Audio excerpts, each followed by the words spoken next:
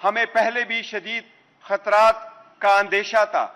खान साहब की जिंदगी भी पहले भी 2 मरतबा अटैक हो चुके हैं।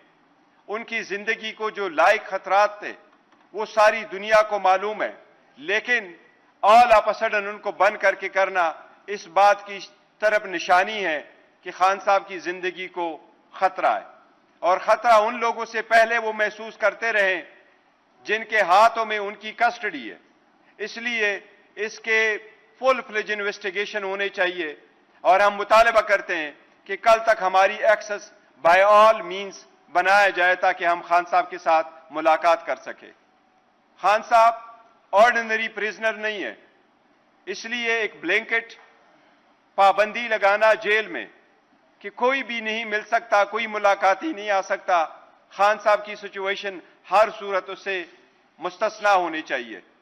हमें बताया जाए उनकी सेहत के बारे में, हमें बताया जाए उसकी सिक्योरिटी के बारे में, और हमें बताया जाए कि ये समरी कहां से मूव हुई है,